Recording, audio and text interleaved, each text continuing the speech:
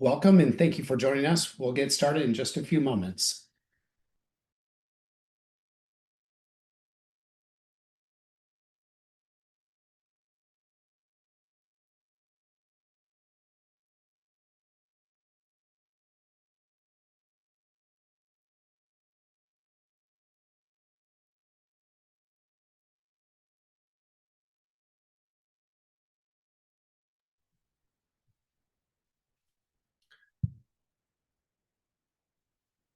Hello, I'm Craig Piercy, the CEO of the American Nuclear Society, and it's my pleasure to welcome you to today's event, The Future of Nuclear in Texas.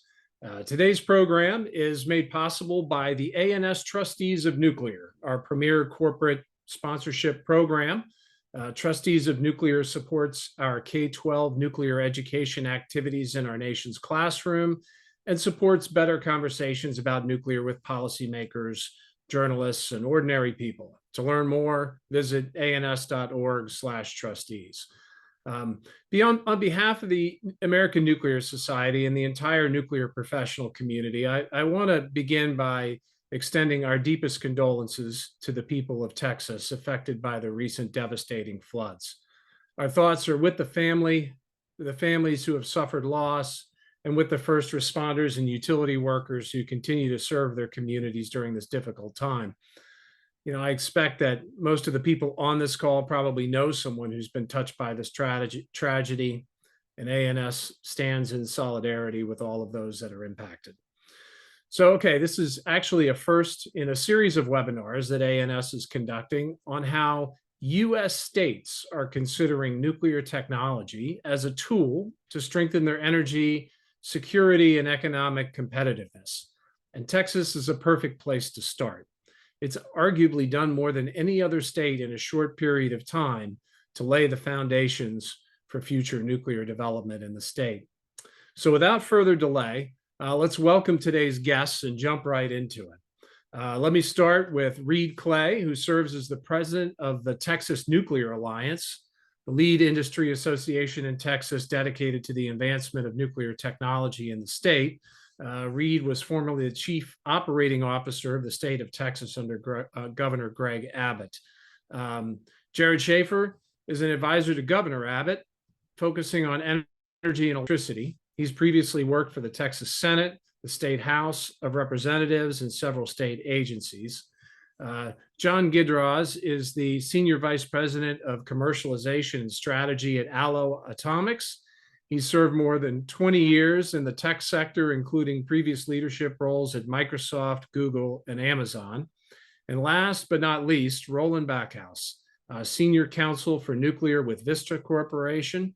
He previously served in the executive team of the Advanced Reactor and Fuel Developer USNC, and as nuclear energy attorney with several international law firms. So, gentlemen, welcome today. I look forward to the discussion. So, Jared, I want to start with you. 5 or 6 years ago, I would not have imagined that Texas would be leading the way on nuclear energy. I would have assumed that there were other states that were further ahead, but Texas has gone a long way in the last few years. Talk to me a little bit about what's changed and what's precipitated all the action that we've seen that I'm sure you'll describe in the last few years. Give us a picture of how things have gone. Yeah, well, thanks for having me. From my viewpoint, I think that the Winter Storm Uri in 2021 kind of changed the significantly changed the electricity conversation here in Texas. They're coming out of that storm, and in that legislative session, there was a big focus on dispatchable, reliable generation. Governor Abbott in the state of Texas has been all of the above strategy on energy resources. And as this advanced nuclear conversation has kind of matured and evolved over time, it fits right in line with the state's priority of dispatchable generation, meeting future load growth, and maintaining this all of the above kind of strategy. Governor Abbott instructed the PUC, and chaired by Jimmy Gott-Felty, commissioner at the time, to formulate a Texas Advanced Nuclear Reactor Working Group. They spent the next year, that was 2023, they spent the next year studying the issue. what we needed to understand is where is the industry, where is it going, and what are our competitive advantages in this space? Being mindful of ERCOT's unique market structure, how can we compete moving forward in this space? How can we be the epicenter of the US's nuclear renaissance? And that report had some really great recommendations, which ended up becoming part of House Bill 14 that we just passed this past legislative session. House Bill 14 does a bunch of things, but it establishes the Texas Advanced Nuclear Energy Office. This will be a standalone office within the Office of the Governor. It will provide strategic leadership in the state of Texas and all things nuclear, be a point of contact, and continue the conversation as the industry matures and evolves forward. Within this office, there will be a nuclear permitting coordinator. One thing that we came to realize, specifically coming with Dow and X Energy's project, is part of the process is you've got to touch certain state agencies for permits and what have you. So we're going to have a singular point of contact to help navigate that system. They're also going to be well-versed in all of our economic incentive programs. So it's a one-stop shop for industry developers to come and work with the state of Texas and seamlessly navigate that regulatory structure. The other big thing that House Bill 14 had was the creation of the Texas Advanced Nuclear Development Fund, largest of its kind in the nation, $350 million. And the idea here is it created 3 grant programs, 2 of which are going to be reimbursement programs. What we've kind of learned in the study of the working group is we have existing assets. We are a business-friendly regulatory state. How can we use those to bring as much of the industry, as much of the supply chain here at home where it makes sense to deploy and utilize advanced nuclear reactors here in Texas? So the first reimbursement program is for like project supply chain and project development. It's up to $75 million. A grant can be the maximum of $12.5 million, and it's for initial expenses like early site work, workforce, increasing the manufacturing capacity and readiness in the state of Texas. We wanted to kind of cast a broad net because as this conversation moves forward in this industry, we're not going to be the ones to dictate what winners and losers we want. We want to understand how industry looks at the state of Texas. So this program is very broad. And essentially you turn in your receipts and you can get up to $12.5 million of reimbursement to those projects. They have to be cited here in the state of Texas, but it's pretty wide, and we're hoping to really get a better understanding of how industry sees the state of Texas and the opportunity that Texas has. The next reimbursement program is the Advanced Nuclear Construction Grant Program, and this is $280 million of the $350. You can get a maximum grant of $120 million. These are for the construction, so we're talking nuclear NRC review expenses, procurement and development of long lead time components, and construction activities. These are the kind of expenses that we foresee being eligible. And we'll do this one on a rolling basis because it makes a little bit more sense to do it that way. And those will be tied to milestones at the NRC regulatory review process, as well as a project's FID decision matrix. So those are the 2 that have the money. We did create a completion grant program, understanding the uniqueness of our market, not having vertically integrated utilities. How do we encourage overbuild for some of these large demand users? And so we've come up with this concept called for completion grant bonus program, that will pay on a per megawatt basis, depending on how much you're putting and injecting into the ERCOT grid. So basically just a grant if you overbuild and inject some of your power into the ERCOT grid. So we'll formulate that on a tiered system, being mindful of the reactor's different sizes and hopefully future legislatures can see that as an opportunity to not only support industry and help the business case for off takers, but encourage overbuild and create more reliability in the ERCOT system as well. And then the last piece of legislation that we passed this session, which is also a direct result of the working group's report, is Senate Bill 1535. And it basically instructs our Workforce Commission to work with institutions of higher ed, market participants, junior colleges, technical colleges, to create a strategic plan on where are our labor supply gaps, what are our retention issues, and then create a customized curriculum for the appropriate institutions for wielding radiological monitoring, engineering. And we'll need industry's help to better understand what that curriculum needs to contemplate. And so for all of these programs in House Bill 14 and Senate Bill 1535, really encourage as much engagement with the industry writ large, either it be reactors, supply chain, fuel cycle, manufacturing, workforce, so we can get a better sense of what are the challenges that are still being presented and what's the proper role for the state of Texas to help industry overcome those hurdles. Yeah. Thank you, Jared. So Reed, I want to turn to you. Obviously, it sounds like the Texas State Legislature and the governor have created a suite of programs to essentially build that nuclear industry cluster and build it within the state of Texas to sort of support the state's aspiration for nuclear development. Tell us a little bit about the Texas Nuclear Alliance and how do you see the industrial community responding to what the policy response has been so far? Yeah, thanks, Craig. I want to make sure you guys can hear me. My mic's working okay? Great.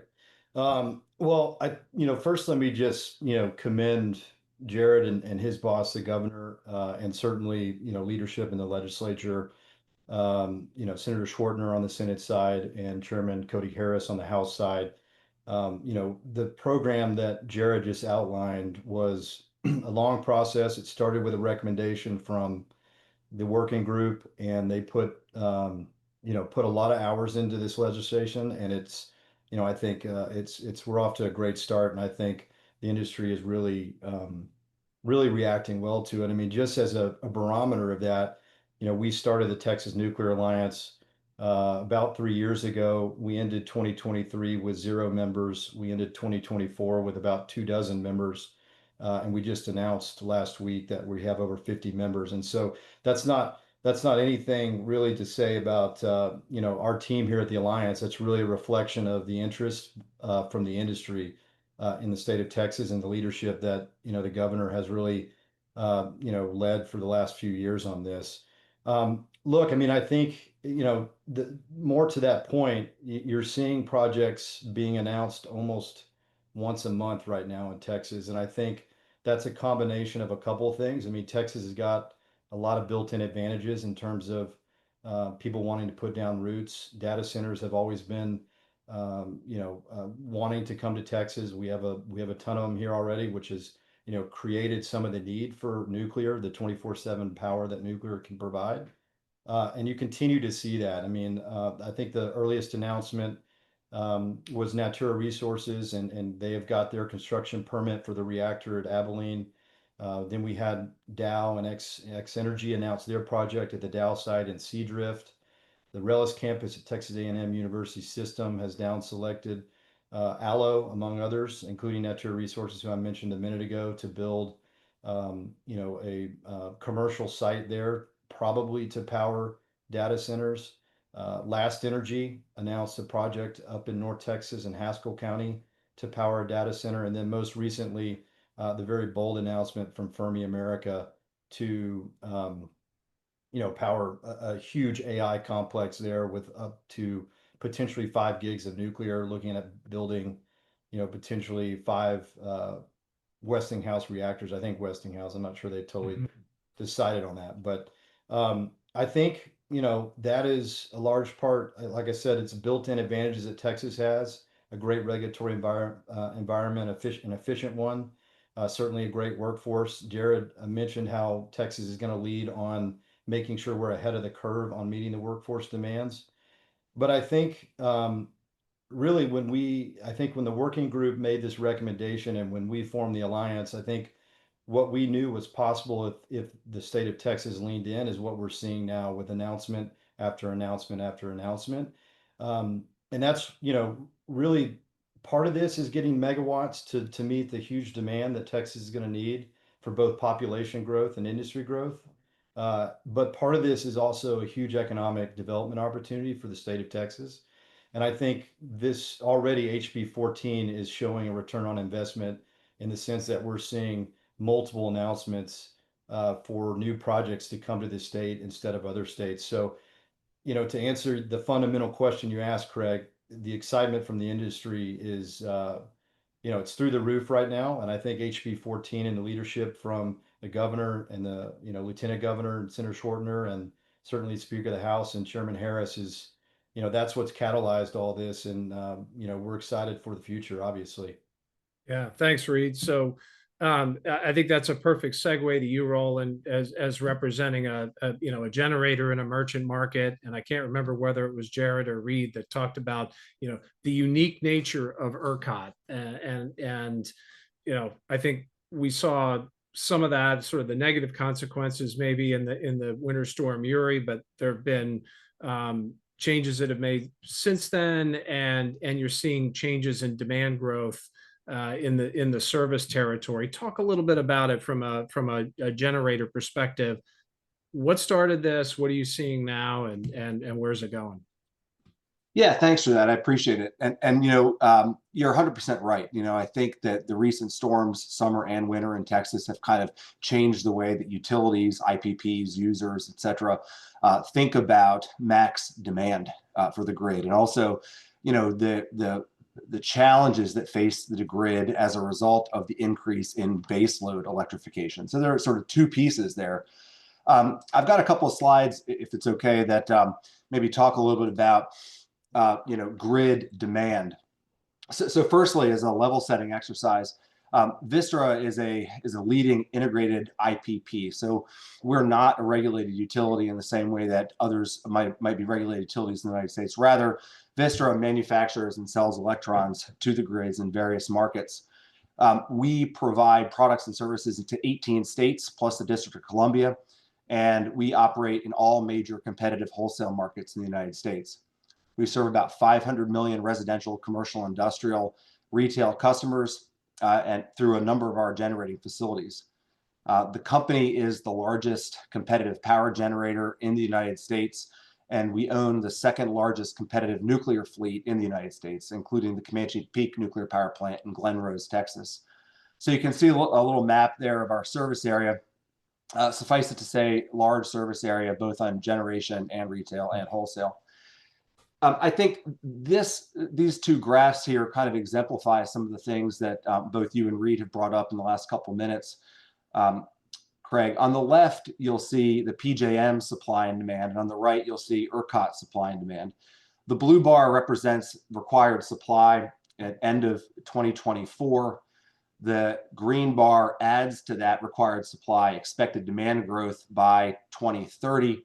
And the orange bar in both cases reflects the decrease in the available generation as a result of expected retirements of thermal generation, again by 2030. And you can see the bars there at right of both graphs, and that identifies the fact that there's, in both PJM and ERCOT, an approximate 40 gigawatts supply gap, which is to say between generation and demand. So that's the challenge that Texas faces right now. And I'd add that to the hopper of reasons why it is that, in my view, new nuclear is important both around the country and also in Texas, and why I think it's gotten so much traction in recent months.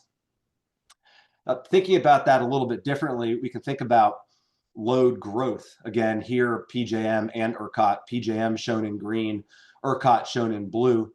And this is load growth. So, in third quarter 2024, ERCOT showed 5.2% load growth.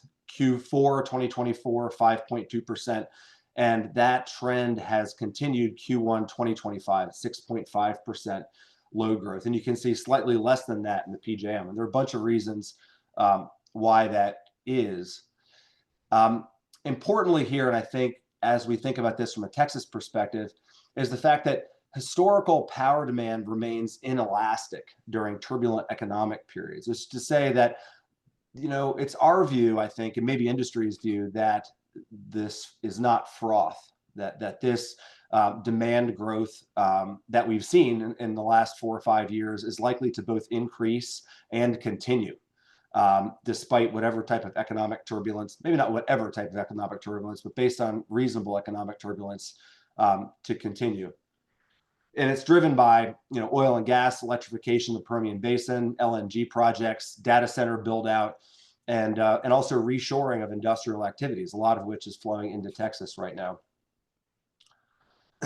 And by extension, you can see there on the graph on the right that the forecast continues to be very bullish for Texas. You know, we're suggesting, because ERCOT's suggesting, an approximate 5% per year increase in demand for each year between 2024 and 2030. And on the right-hand side of that slide, you can see some reasons, you know, why that is. Oil and gas projects, semiconductor capability build out, data center, and industrial uses, to the point about the Seadrift project particularly, but not uniquely. And sliced a different way, this graph and the bullet points here kind of illustrate why it is, in some ways, that the demand increase for demand has increased, and also that gap, the gap between generation and demand has widened in recent years. And what you're seeing there is a normalized index at 2000, at the year 2000, that plots in green U.S. real GDP, and in blue U.S. electricity demand. And there are two takeaways from that. One, you know, up until about 2000 or so, they tracked very well. And in the last 25 years or so, you see a large divergence between real GDP and electricity demand. And I think what we're seeing right now, you know, in those 5% compound annual growth rates that I just showed for ERCOT and slightly less for the PJM, I think what you're seeing is a trend that will cause electricity demand to once again track upward to follow U.S. real GDP. And if you see that, you know, U.S. GDP has increased 39% from 2010 to 2024. And so that thinking is clearly consistent with the idea of a 5% compound annual growth rate for electricity demand in Texas. And you might ask, you know, why nuclear, and, you know, why not wind or solar or gas? And, you know, every generation source has its own sort of set of pros and cons, you know, finances or availability or what have you. But I think this slide is relevant, you know, to the question about, you know, why nuclear. Renewables in Texas have been strong, you know, in recent years. And in the left, you'll see the fact that we've added about 64 gigawatts of renewables, defined here as solar and wind, in Texas since 2014. And the right graph, though, you'll see what the capacity has actually been during the periods of peak need. And peak need here defines summer afternoon, summer evening, winter morning, winter evening. And what you can see is, although we've added 64 gigawatts of renewable, not all of that supply has been online when the grid needs it most. And so you're seeing, you know, a decrement of 76%, 91%, 88%, 88% across the board there. So that sort of answers the question, why nuclear? You know, nuclear is a high base load product. It runs 99.3% capacity factor across the United States. And we think that that will continue too, both with it, if we rebuild, you know, AP1000s or other large designs, or, you know, with time, probably small modular and high temperature gas reactors, or you know, advanced reactors of some kind. And lastly, I'll just say a couple words about the production tax credit. It's in the news recently. It's been in the news for the last couple of years, you know, and I'll say that Vistra and other operators benefit from the production tax credit. It's very important to the way that we think about the business. And there's some bullet points here, which, you know, you can read if you'd like. But the fact of the matter is that the production tax credit provides a credit of up to $15 per megawatt hour, and then decreases when gross exceed on the first hand $25 per megawatt hour, and then $43.75 megawatt hour, basically scaling down the more profitable nuclear becomes. And it's important because we can credit, you know, operators can credit these tax credits against taxes on the front end, or monetized through a sale that can be recognized as revenue for accounting purposes on the back end. So this is a very important mechanism for our business as we think about moving into an area where we have new operating nuclear power plants. So happy to stop there, and happy to take questions as appropriate. Yeah, thanks, Roland. I mean, the demand numbers are shocking, really, in terms of their scale. And I think we'll probably, we'll get back to that conversation in a bit. But I want to go to John. John, you're at a nuclear startup. Obviously, I say obviously, the original lineage of that startup comes from the Idaho National Laboratory and the work that was done in the R&D space in Idaho. But you're in Austin, Texas. Tell us a little bit about ALO and why you're there. Yeah, thank you for that, Craig, and such an incredible discussion already. I think that if we hadn't brought headquarters to Texas 2 years ago, we probably would after this webinar. I think the macro has been laid out very well by Jared Reed and Roland, and it's an honor to be here. You pointed, Craig, to the ecosystem of Idaho National Lab. That is such an important word. The R&D work at INL is such an enabler for us, and much of our team did work on the Marvel program there, and those are our origins. But even before House Bill 14 was in place, or Senate Bill 6, or Texas A&M RELA, some of the key points that have been laid out, ALO looked to where the ecosystem was for scaling up manufacturing of modular nuclear. And the energy-first pro-business environment of Texas, combined with talent, workforce, and even the oil and gas supply chain, SpaceX supply chain, pulled us to put our pilot factory, which we built in Austin, Texas. So we have a 40,000 square foot pilot manufacturing facility that we unveiled in April of this year alongside our full-scale prototype. We were able to work with some welders, some fabricators that worked on SpaceX projects locally in Texas, work with oil and gas manufacturing supply chain that I alluded to. And that remains a critical piece to our ecosystem, because you want to move, I mean, ALO's mission is to be one of the fastest, if not the fastest moving nuclear developers. And so in order to do that, we want to move as much as we can to the factory. So move from projects to products as much as possible. So we do look to enable that ecosystem, leverage the supply chain, and be good surfers of the wave and good stewards of the opportunity. Yeah, thanks, John. All right, so I'm going to throw out a question. Roland, I'll start with you, but anybody else can jump in and provide some color on this too. But the demand numbers, I mean, both in Texas and PJM and generally around the country are eye-popping, right? I mean, 5% year over year demand growth in electricity use is something where you need more of everything right away.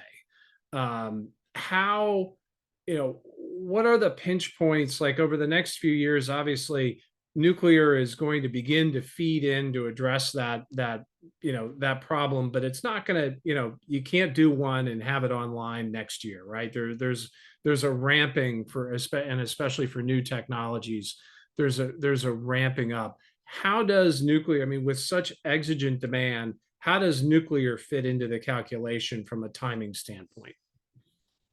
Well, it's an important point. I would offer that many use the word pinch points, and for that I think there are really two. So let me start there. One, there's a skilled labor pinch point in the U.S. nuclear business, but even more broadly in U.S. energy supply, U.S. large industry, large infrastructure, and the rest. And I would argue that there's some dovetailing there about those skills, college educated skills, trades, and the rest. Communications people, as you know, it's a universe, it's an ecosystem of skills that are required. So I would just observe that it's not a one-for-one overlap between nuclear and some of those other industries that I just called out, but I would suggest that it's a pretty significant overlap. And I think it's important because, like you say, nuclear new build sort of inherits this idea of chicken or egg. I'll have your workforce ready when you need them.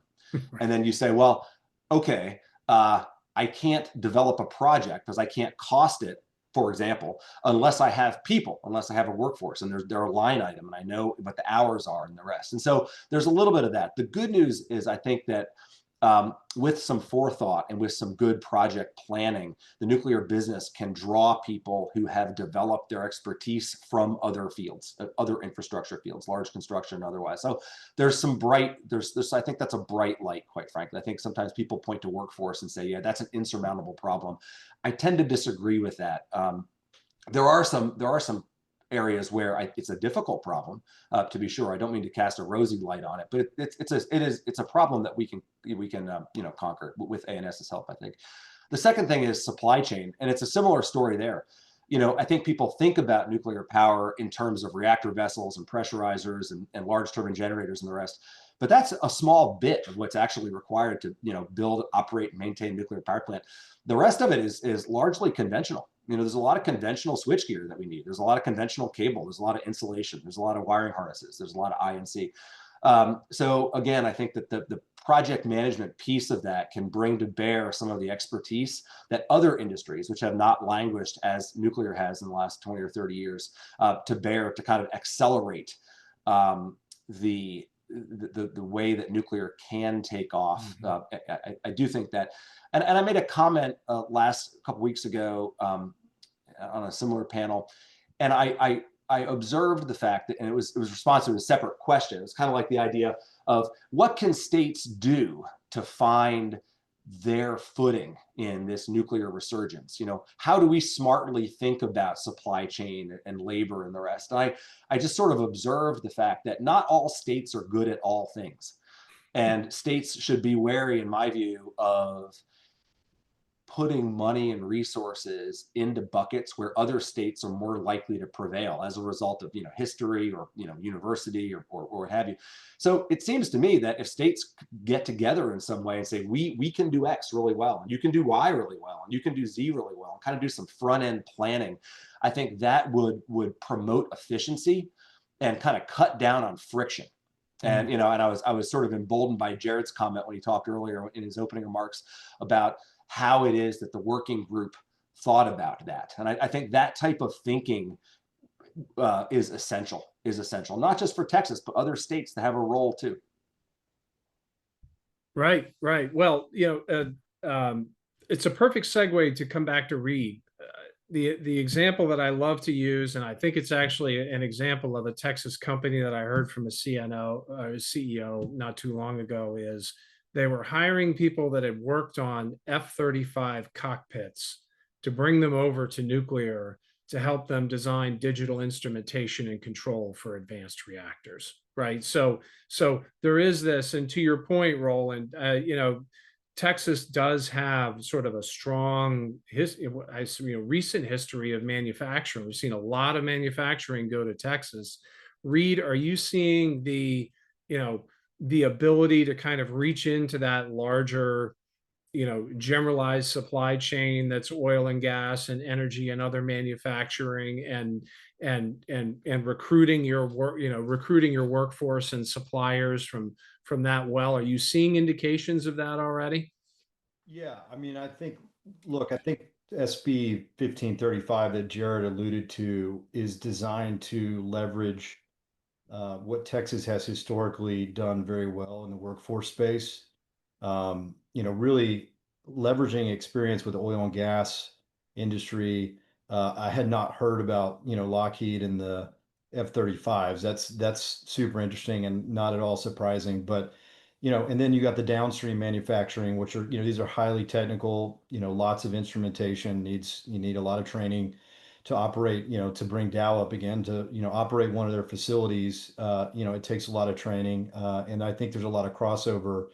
And what Texas has done well historically is build a workforce to suit a specific needs of the industry. We have really made good use of our community colleges and a system that we call the Texas State Technical College. And SB 1535 that Jared alluded to is designed to really leverage that infrastructure that's already there to really tailor it to nuclear companies. And I think once we demonstrate that ability, I think it's going to be one more sort of feather in our cap in terms of not just the, deployment of reactors in the state, but also the manufacturing that John is talking about.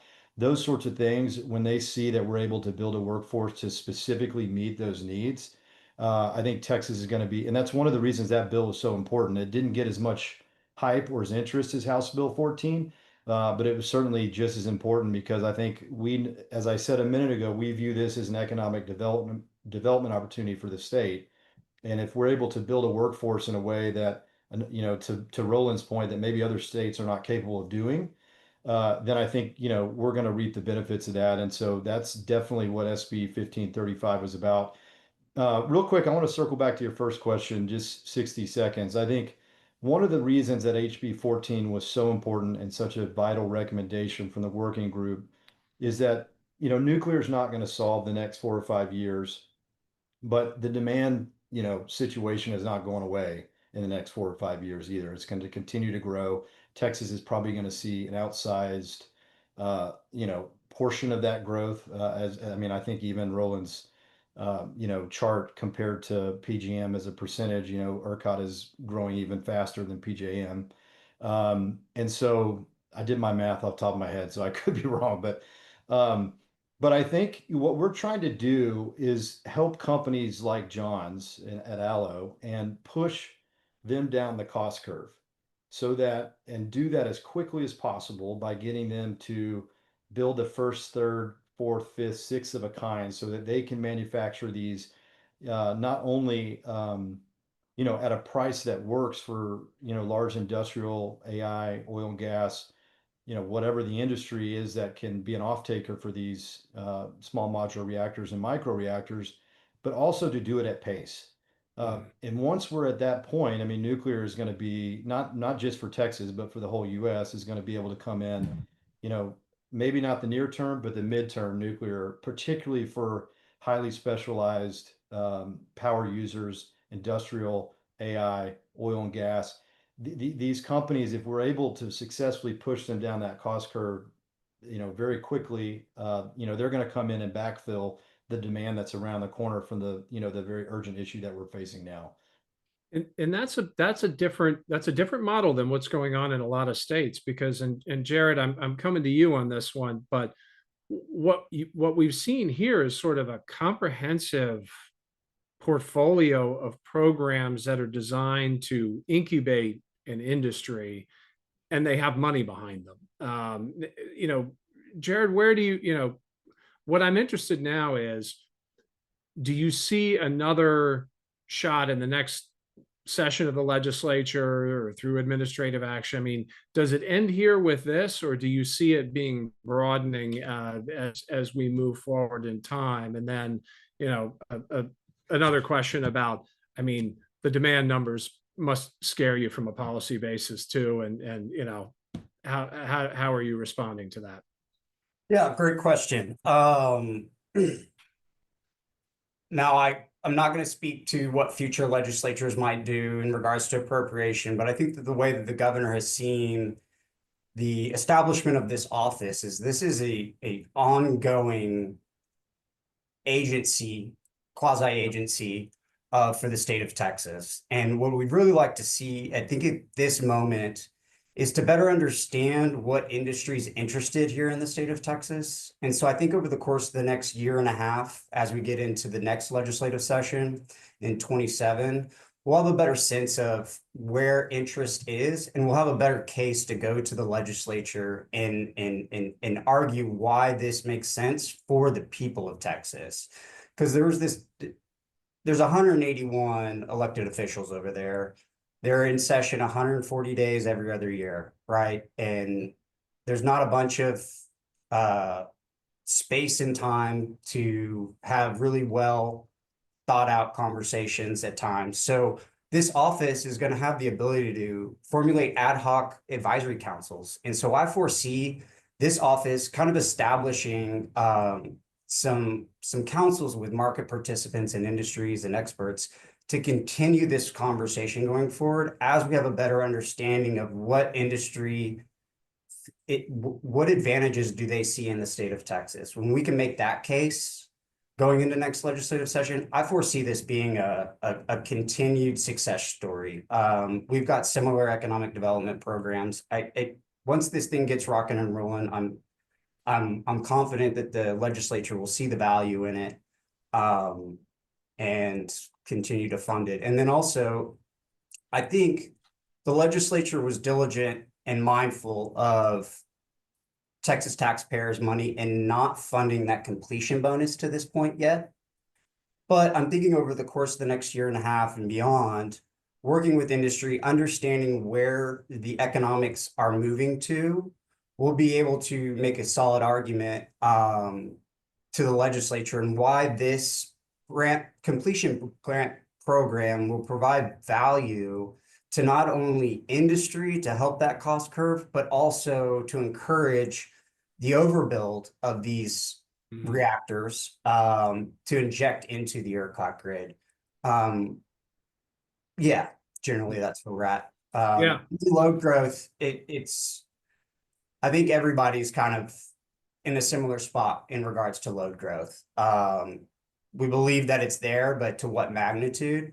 There's been some last session, so that would have been 2023, there was a bill that kind of changed the way that ERCOT receives information from the respective TDUs.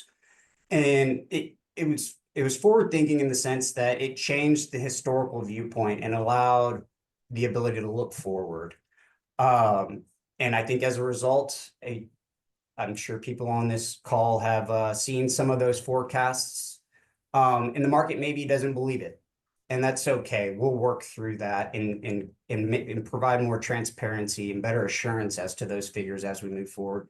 The one thing that we have going for us, and I think this is really a kind of a Texan thing, you know, there's pros and cons of being our own island, but one thing that we can do is we're in control of our own destiny and we can move quick. So all of that kind of goes to say is we're nimble and we can be a little bit more responsive and pursue our competitive advantages in working with industry and better understanding where this industry is headed, maybe better than other places can. Yeah.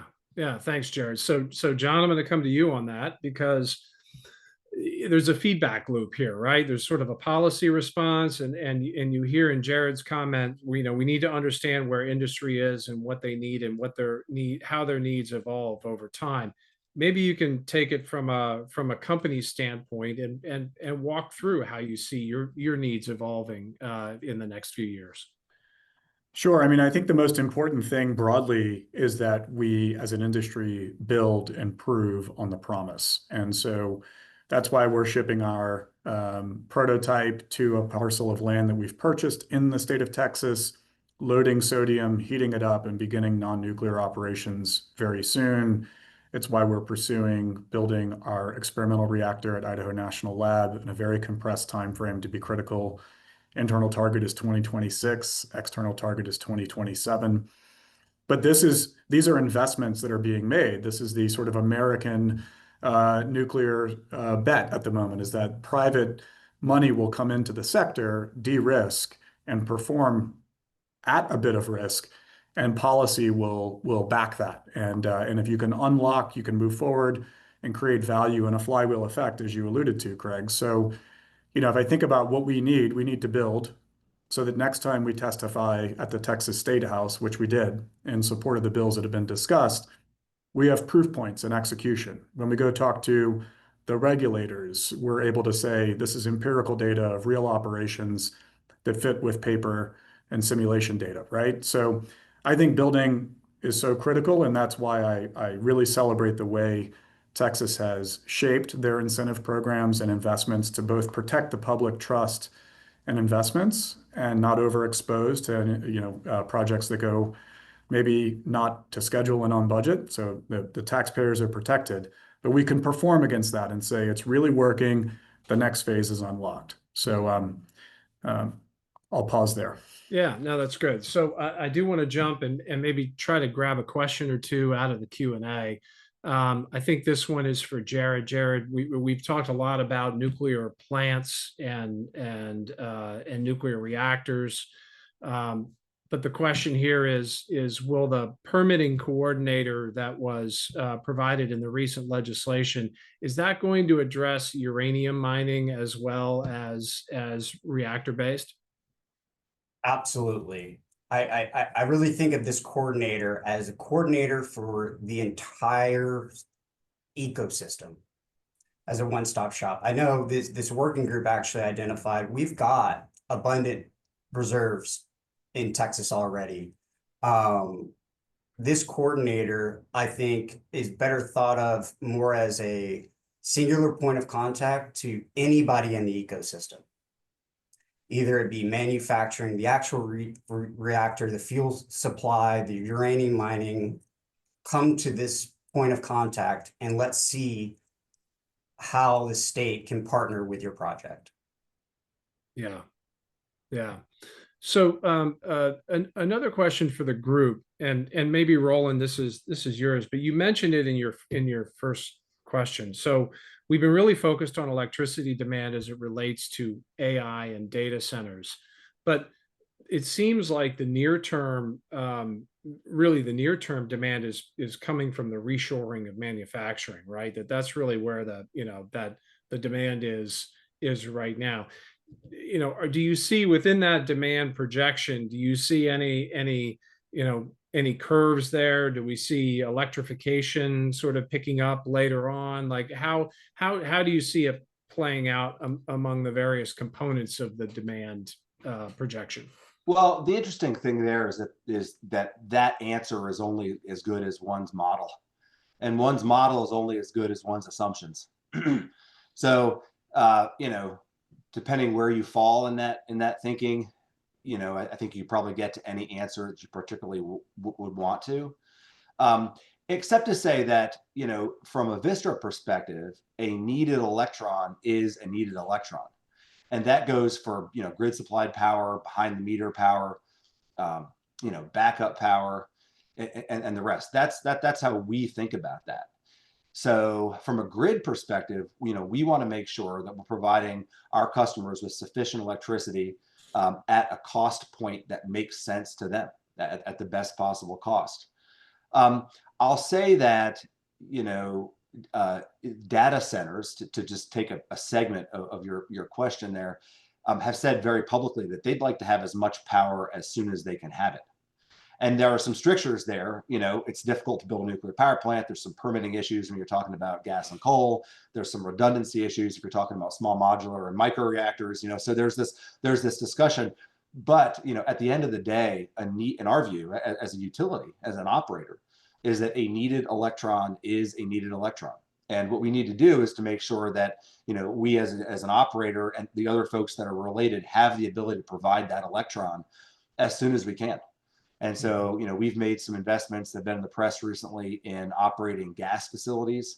Battery is an important part of the business in California. And the company has every expectation to think about, up power uprates and new nuclear when the economics support that work. So for us, it's as IPP, we want to provide the power that our customers need at a cost competitive rate at a timing that makes sense for them. Right. Thank you.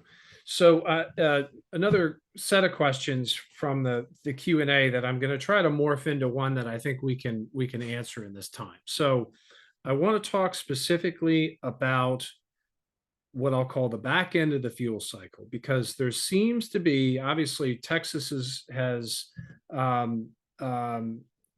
sort of had its how would I explain it? They've had their challenges with nuclear waste in the past, or there have been court challenges, but we're also seeing now there's heightened interest in the back end of the fuel cycle, especially when it comes to polishing used fuel, recycling used fuel, building new, creating new fuel from used. Reed, are you seeing an appetite within the industry sector as you see it today about engaging in fuel cycle activities, or is it really just sort of limited to reactor production? Yeah, I mean, I think those conversations around what do we do with spent nuclear fuel are, just that's a question that the industry has struggled with for a long time. And,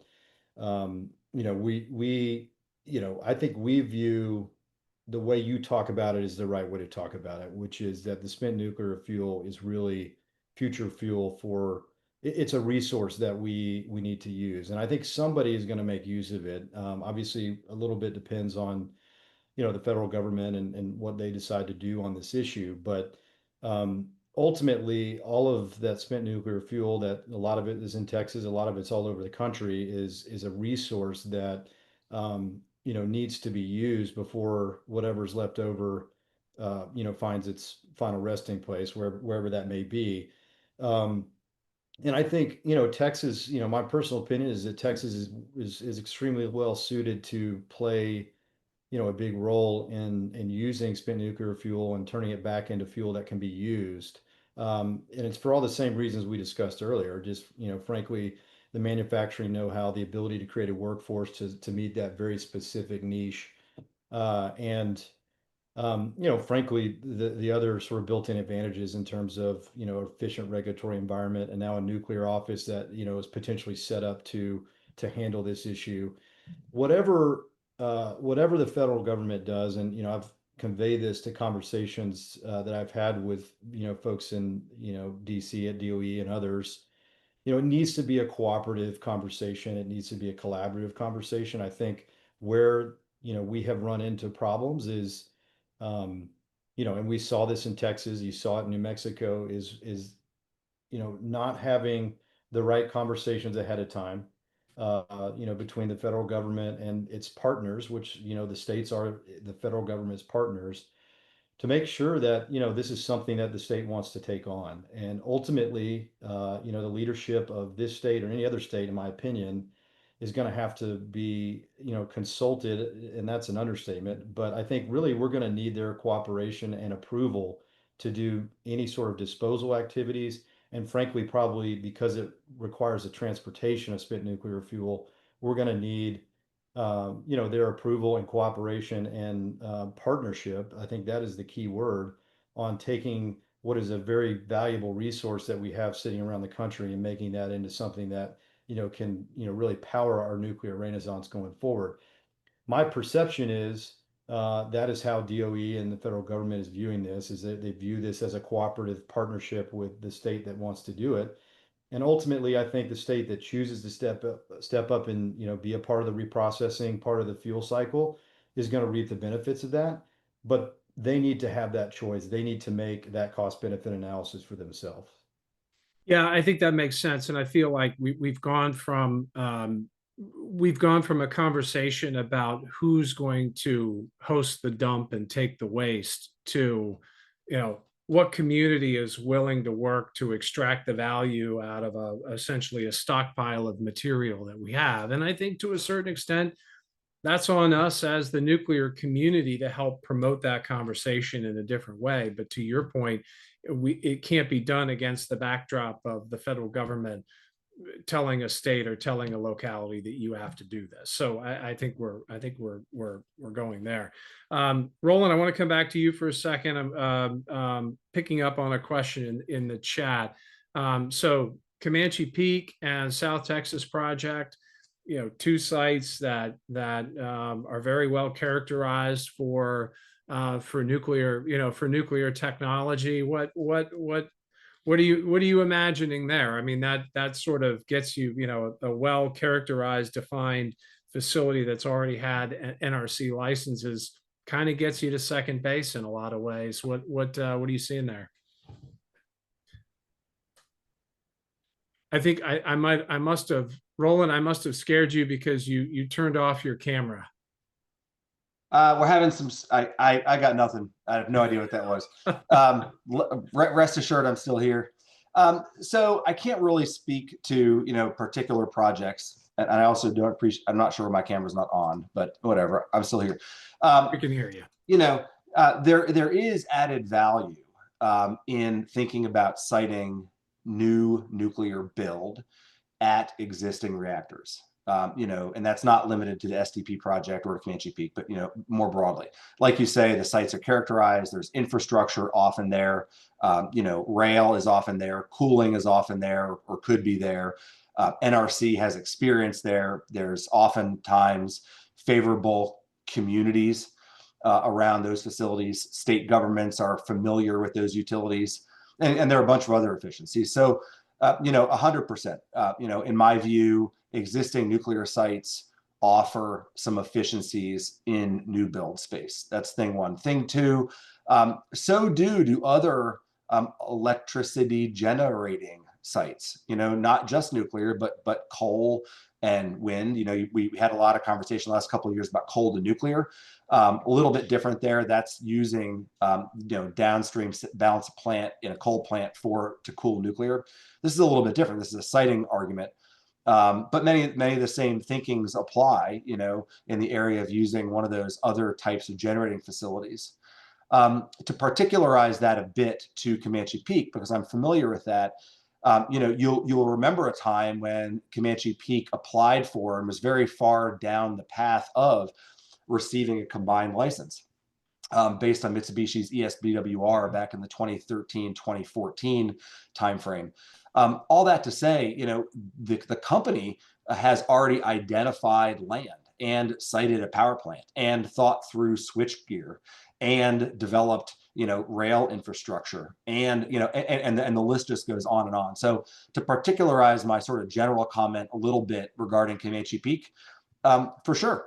In my personal view, it would be beneficial to site new reactors, either large reactors or small modular reactors or both, at an existing facility, not limited to Comanche Peak. But at Comanche Peak, we have the area, we have switchgear, we have a trained workforce, we have a friendly community, and all that. So I'm on board, Craig. Let's do it. All right. Thanks, Roland. Yep. So we're coming up to the top of the hour here, and I want to do one final question.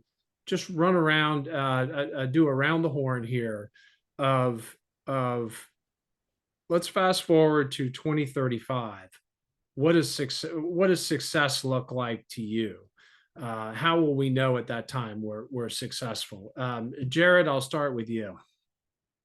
Thanks for the question. Kind of hard to guess what success would look like, but the way that I think that the governor has kind of seen the opportunity in this emerging industry is how much of the supply chain and the fuel cycle and the manufacturing capacity can we get here in the state of Texas? If the premise is of modular reactors, this idea of copy and paste, how much of that function of copy and paste can we bring here to Texas, giving our uniqueness and regulatory environment? So I think a future in 2035 would be seen as more megawatts are going onto the grid because that copy and paste ecosystem is here in Texas. The economics make a lot more sense. And either that be on addressing some load growth from high-end users or, just grid scale deployment. That if we're starting to see that emerge in the future, I think that would be reflective of successful implementation of, what House Bill 14 is trying to achieve. Excellent. John? Well, I'd say in addition to this nuclear ecosystem with multiple operational advanced reactors powering industry and data centers across Texas, we would see a manufacturing and innovation hub in Texas, an academic and workforce, sort of globally recognized in Texas that it can feed the scale up. And we would see, importantly, export to other states as well as internationally around Texas-made reactors becoming viable. All right. Thanks, John. Roland? Yeah, hard to disagree with any of that. And I think from an operator perspective, we'd like to have the right people in place to operate, maintain, license, commission, and decommission these added facilities. No question. Yeah. Thanks, Roland. All right, Reed, I'm going to give you the last word. What does success look like in 2035? Okay, John is powering 3 to 4 to 5 big AI sites, and Comanche Peak has built Comanche Peak 3 and 4. There we go. I love it. Well, gentlemen, I really want to thank you. I appreciate the time. It's been a great conversation. I think that Texas has a lot to offer and really is in a competitive position. Other states obviously are on the move too. So, but appreciate you doing the first in this series and look forward to checking back in with everyone maybe in a year's time to see how we're doing. But thank you for everyone who was watching. That's all the time we have here today. Check out the library of online content that we have on ans.org. Follow us on social media, and I hope nuclear makes your week a little bit brighter. Thanks, everyone. Thank you. Thanks, Craig.